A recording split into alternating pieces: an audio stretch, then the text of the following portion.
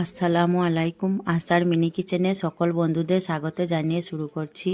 আজকে আমি নিয়ে এসেছি ডিম পেঁয়াজের পাকোড়া বা ডিম পেঁয়াজের চপও বলতে পারেন। ইফতারের মাত্র 10 মিনিট আগেই ডিম পেঁয়াজের চপ বা পাকোড়াটা বানিয়ে নিতে পারবেন। ডিম চপ তো অনেকভাবে খেয়েছেন, একবার এইভাবে বানিয়ে দেখুন, নিমেষে ইফতার প্লেট ফাঁকা হয়ে যাবে। তো চলুন রেসিপিটি দেখে নেওয়া যাক। আর যারা নতুন বন্ধু আমার ভিডিওটি দেখছেন, ভালো লেগে থাকলে অবশ্যই আমার চ্যানেলটি সাবস্ক্রাইব করে আমার পাশে থাকবেন। এখানে দেখুন আমি আগের থেকে দুটো ডিম সেদ্ধ করে নিয়েছি আর ডিমগুলো আমি একটা ছুরি দিয়ে কেটে নিচ্ছি। দেখুন একটা ডিমকে আমি 4 পিস করে কেটে নেব। আপনারা চাইলে কিন্তু ডিমগুলো 2 পিস করেও কেটে নিতে পারেন। আমি 4 পিস করে কেটে নিচ্ছি। আর ডিমের পরিমাণটা আপনারা চাইলে বাড়িয়ে কমিয়েও নিতে পারেন। আমি দুটো ডিম দিয়ে বানাচ্ছি। ডিমগুলো দেখুন আমার কেটে নেওয়া হয়ে গেছে। এখন আমি ডিমের প্লেটটা সাইডে রেখে দিচ্ছি। আর এখানে দেখুন আমি একটা বড় বাটির মধ্যে পেঁয়াজ কুচি নিয়ে নিয়েছি। আর এই রেসিপিটার জন্য পেঁয়াজ কুচিটা একটু বেশি পরিমাণেই লাগবে। এখানে আমি দিয়ে দিচ্ছি দেখুন কাঁচা পাকা মিলিয়ে 4টে কাঁচা লঙ্কা কুচি।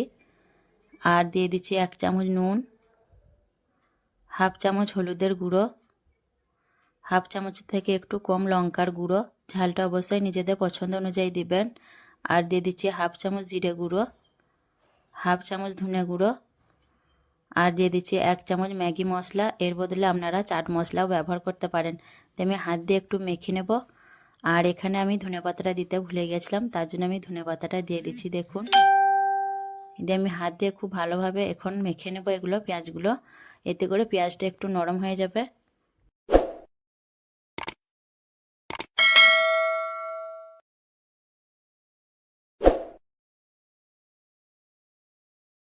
পেঁয়াজটা কিছুক্ষণ মেখে নেওয়ার ফলে দেখুন অনেকটাই নরম হয়ে গেছে, দেখে বুঝতে পারছেন।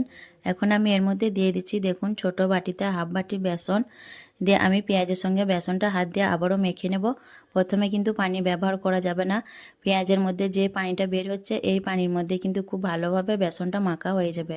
আর এখানে চাইলে আপনারা চালের গুঁড়ো বা কর্নফ্লাওয়ারও দিতে পারেন, কিন্তু আমি শুধু বেসন দিয়ে আজকে পাকোড়াটা বানাবো। দেখুন আমি আবারও ভালোভাবে মেখে নিচ্ছি। বেসনটা দেখুন আমি পানি ছাড়াই কিন্তু পেঁয়াজের সঙ্গে ভালোভাবে মেখে নিয়েছি, আর পানি ব্যবহার করতে হয়নি। আর এখানে আমি আর বেসনও ব্যবহার করিনি। দেখুন ঠিক এইভাবে করে আমি বেসনটা মেখে নিয়েছি পেঁয়াজের সঙ্গে পানি ছাড়াই। পেঁয়াজের যে পানিটা বের হয়েছে সেই পানির মধ্যে বেসনটা খুব ভালোভাবে মাখা হয়ে গেছে। এখন আমি হাতটা ধুয়ে পরিষ্কার করে নেব। হাতটা ধুয়ে আমি পরিষ্কার করে নিয়ে হাতের মধ্যে কিছুটা সাদা তেল মেখে নিয়েছি।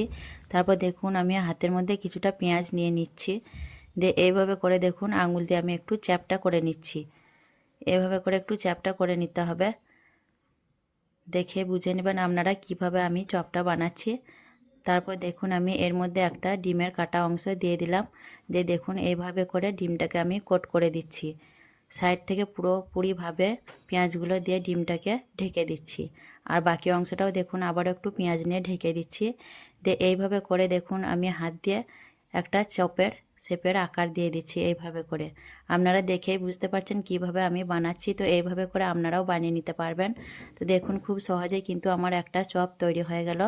আর বাকি চপগুলোও আমি কিন্তু এইভাবে করে তৈরি করে নেব। আপনারাও কিন্তু এইভাবে করে খুব সহজেই বানিয়ে নিতে পারবেন। এইভাবে করে আমি সব চপগুলো আগে তৈরি করে নেব, তারপর আমি চপগুলোকে ভেজে নেব। পাকোড়া বা চপগুলো ভাজার জন্য আমি বেশ কিছুটা তেল কড়াই দিয়ে ভালো করে গরম করে নিয়েছি। এখন আমি একে একে চপগুলো ছেড়ে দিচ্ছি তেলের মধ্যে। আর যতগুলো ধরবে আমি একবারে দিয়ে দেব। আর পাকোড়াগুলো আমি মিডিয়াম টু হাই ফ্লেমে উল্টে পাল্টে ভাজতে থাকবো। প্রথমে আমি পাকোড়াগুলো কিছুক্ষণ হতে দেবো, তারপর আমি উল্টে পাল্টে ভেজে নেব। কিছুক্ষণ পর দেখুন আমি একটা চামচের সাহায্যে পাকোড়াগুলো একবার উল্টে নিচ্ছি। আর পাকোড়াগুলো দেখুন দেখতে কতটা লোভনীয় হয়েছে। মাশাআল্লাহ দেখতে কিন্তু অনেক লোভনীয় হয়েছে পাকোড়াগুলো। তো আমি একবার পাকোড়াগুলো উল্টে পাল্টে নিচ্ছি। আর পাকোড়াগুলো আমি একদম ব্রাউন কালার করে ভেজে নেব। চপগুলো দেখুন আমি উল্টিয়ে পাল্টে একদম ব্রাউন কালার করে ভেজে নিয়েছি। আপনারাও চাইলে ইফতারির প্লেটের জন্য মাত্র 10 মিনিটে ভেজে নিতে পারবেন। এই চপগুলো খুব বেশি সময় লাগে না, আর খেতেও কিন্তু অনেক ভালো লাগে। এখন আমি চপগুলো দেখুন তেল থেকে তুলে নিচ্ছি। আর তেলটা খুব ভালোভাবে ঝরিয়ে নিয়ে আমি চপগুলোকে তুলে নেব। আজকের এই ডিম পেঁয়াজের চপ বা পাকোড়া রেসিপি কেমন লেগেছে অবশ্যই কমেন্টে জানাবেন। ভালো লাগলে লাইক করবেন, শেয়ার করবেন, আর আমার চ্যানেলটি সাবস্ক্রাইব করে আমার পাশে থাকবেন। আসবো আবারও অন্য কোনো রেসিপি নিয়ে। সকলে ভালো থাকবেন, সুস্থ থাকবেন। আল্লাহ হাফেজ।